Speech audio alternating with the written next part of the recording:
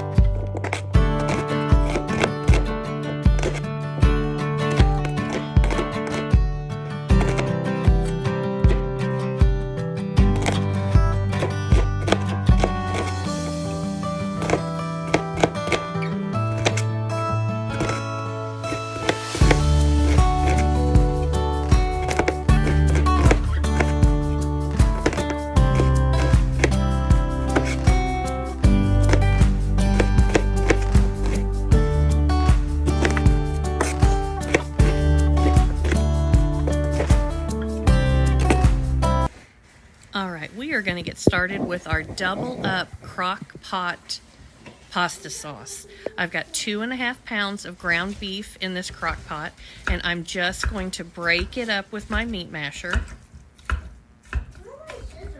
I absolutely love this thing. My sister told me about it, and I was like, I had never heard of it, and I got one. I think it's Pampered Chef, and I absolutely love it.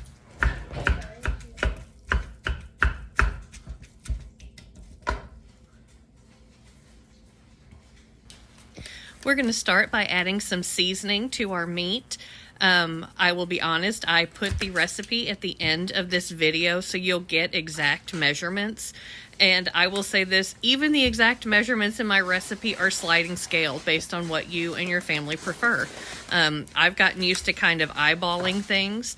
Sometimes I'll add a little more or a little less, just basically depending on how I'm feeling that day. And you can do the same thing too. That's what's so wonderful about cooking, is you can be flexible depending on what your family likes. If there's an ingredient that you don't like, then just omit it. If there's something you want more of, just add a little bit more, because at the end of the day, you and your family are going to be eating it.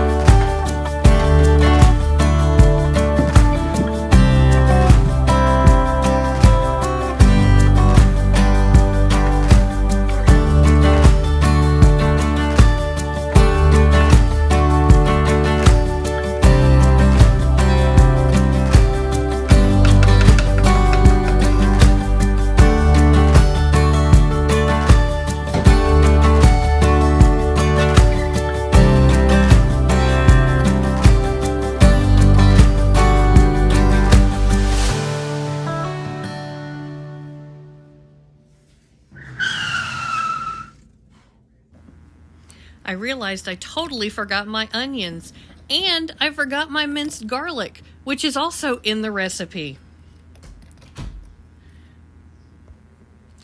Now that we've got our double up pasta sauce ready to go with the onions, we're going to start on our chili. I've got 2.5 pounds of ground beef, and I'm going to break that up with my meat masher. Make sure that's all nice and broken up. And of course, on this recipe, I am not going to forget my onions.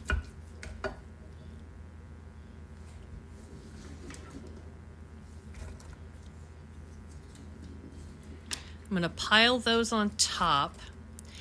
And the next thing, honestly, you could do in a different bowl, but I like to dirty as few dishes as humanly possible.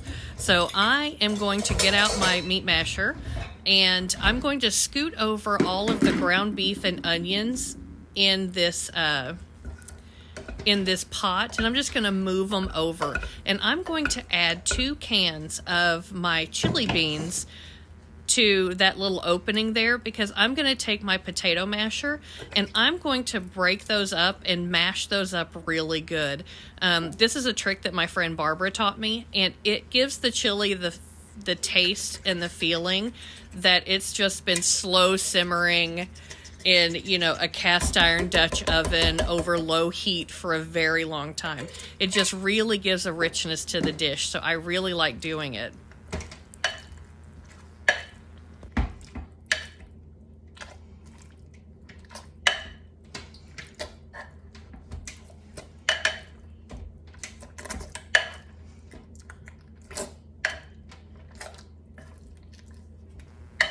Once you get them good and mashed, you're just going to want to make sure that you stir them up so none of those beans are mashed to the bottom of your crock pot.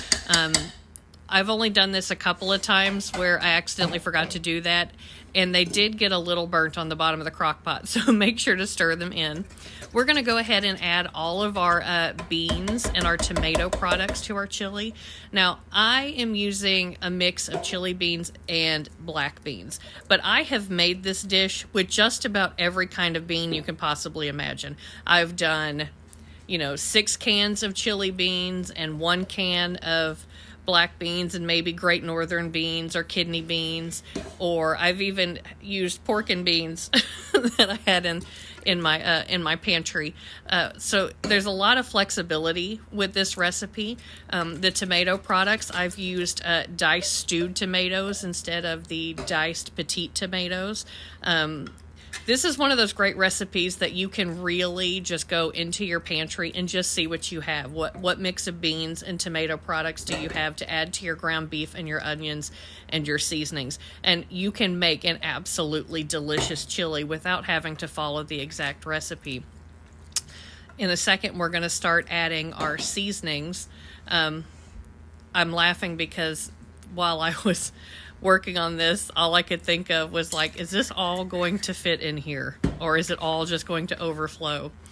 With the seasonings, I have again included the exact amounts in the recipe at the end of this video, but again, there's sliding scale. I kind of measure with my heart, and so if there's something you like and want to do more of, do more. If you want less, omit it. If you don't want to have to deal with, trying to do all of these seasonings, honestly, 2 packages of taco seasoning, or not taco, chili seasoning. I got tacos on the brain. 2 packages of chili seasoning could easily replace all of these, except for you would still want to add like the salt and the pepper and stuff. But you could easily replace that if you don't want to have to worry about putting all of these spices on there. But if you don't have chili seasoning, or you really just like the diversity of these kind of seasonings, there you go.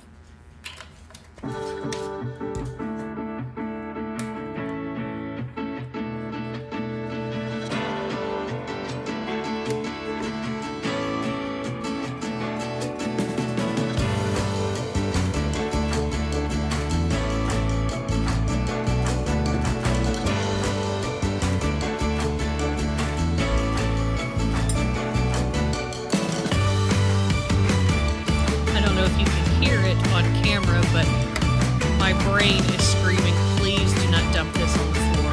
Please do not dump this on you. Please do not dump this all over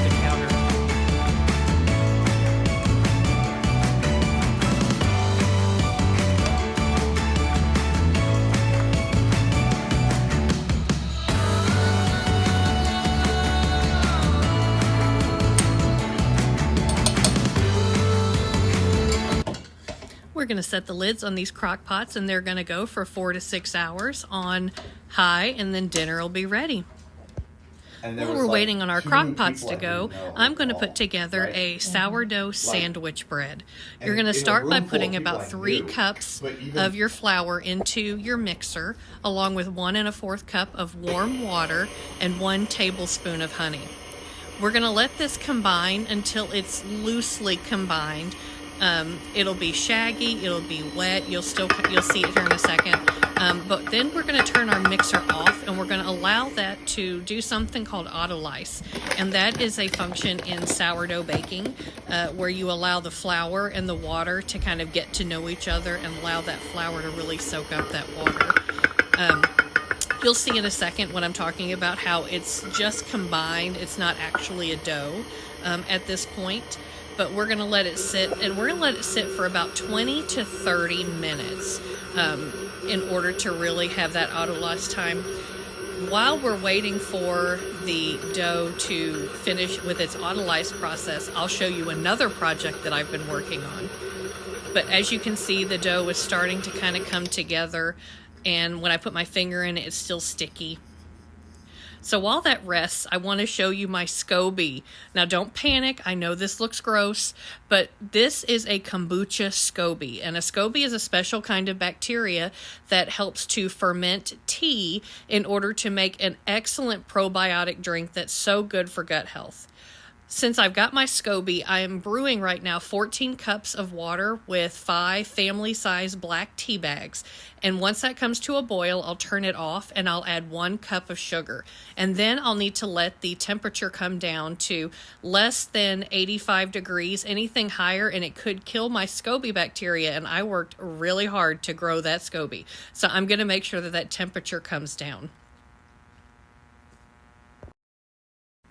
All right, our dough has sat for about 25 minutes. As you can see, I have a happy helper with me. We're going to add that last cup of flour to our bowl. And then we're going to add about 1/2 cup of our active sourdough starter. Farmhouse on Boone on YouTube is an excellent resource for how to make this starter.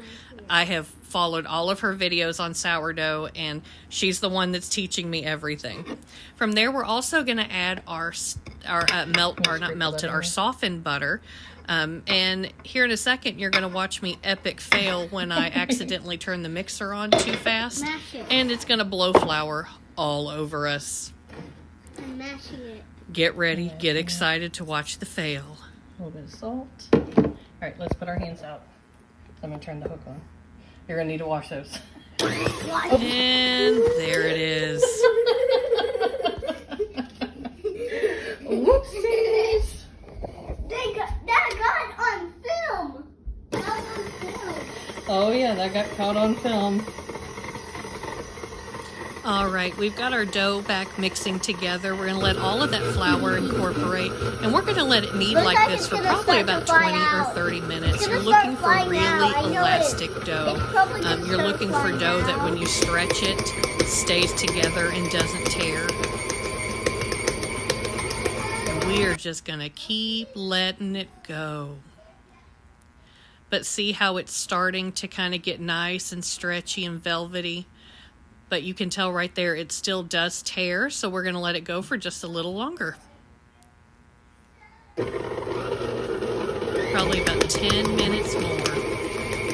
When your dough's ready, go ahead and get a bowl oiled. I let my little helper do this because she likes to make messes, and this is one that we're making on purpose. I'll get it all on the sides too.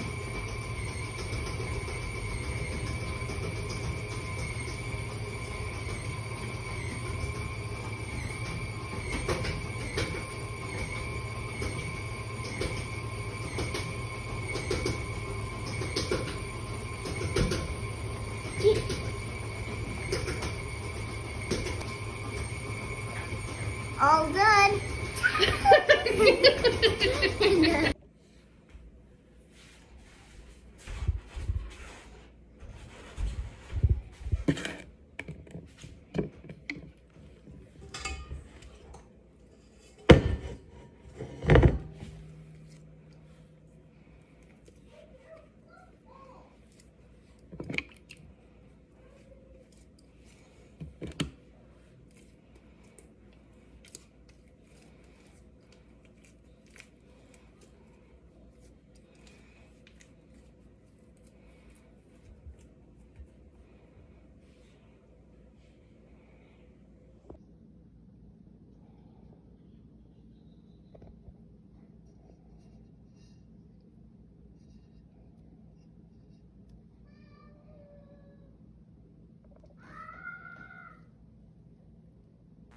I'm going to let this sit on my counter at room temperature for probably about 2 hours. In the meantime, we're going to enjoy the pool. Tell me when.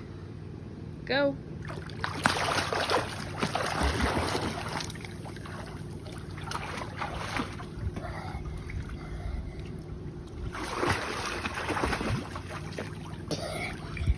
Time for a handstand. 3, 2, and the handstand's gonna be one-handed. 3, 2, 1. Now time for a backflip.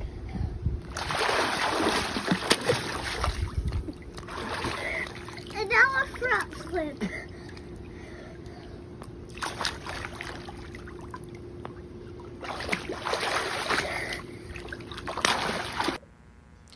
Now that we're back inside, I'm checking the temperature of the tea from my kombucha, and it is at a great temperature. So I am going to take my kombucha that I've got with my SCOBY starter, and I'm going to pour the tea in kind of down toward the side. I don't want to pour it directly on top of my SCOBY because it is a baby and I don't want to disturb it too much. But I'm just going to slowly add this in here. This will sit for about another 7 to 10 days, and then we will have good, healthy, probiotic kombucha, which is excellent for gut health.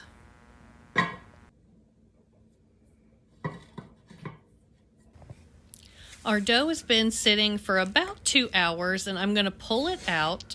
You can still see it's still really strong. It probably honestly could have sat for another 2 or 3 hours. That's the thing with sourdough. If you want to get a good fermentation, the longer you let it sit, the better. You just don't want to over ferment it. And I have done that and turned it into absolute mush. I've made the mistake of trying to do this bulk ferment time that I just did, but do it too close to the stove and it gets too hot. And so I recommend putting it on your counter where it's not too directly close to heat because it will over ferment and turn to mush. So I'm going to put it in my baking dish here. In hindsight, I wish I would have put parchment paper underneath it because it was really hard to get out after it baked. And normally I do parchment paper, but I just forgot. I'm going to oil a piece of plastic wrap and put that on top so that way it doesn't stick.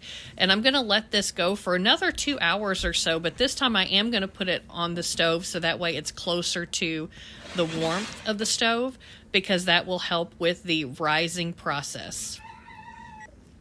And here you can see I've got it just sitting there. I've got my oven preheated to 375, so it is a very nice warm spot for that dough to ferment.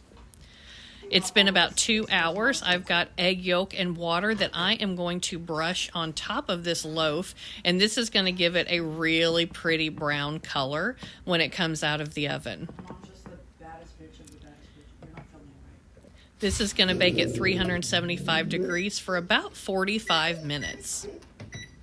And then it will be ready to go.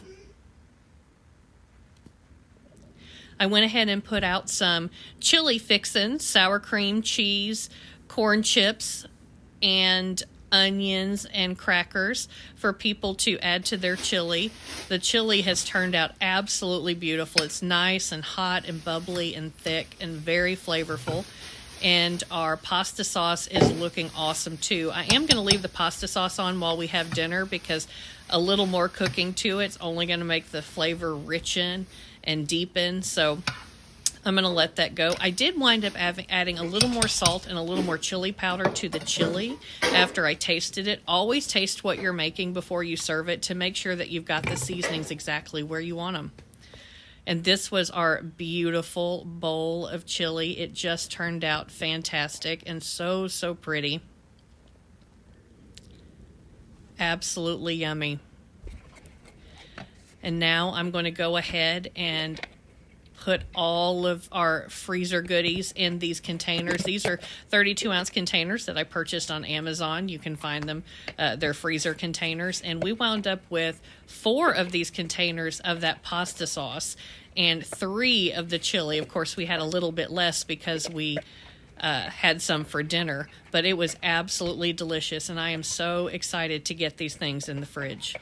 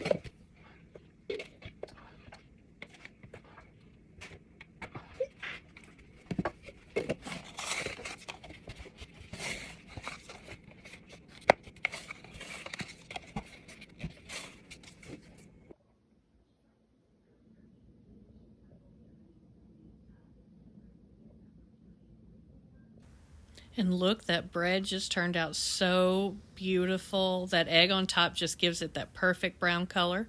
Go ahead and screenshot these recipes. Let me know if you try them, what your favorite chili is, what your favorite way to do pasta sauce is, and I'll catch you the next time we do another recipe. Bye!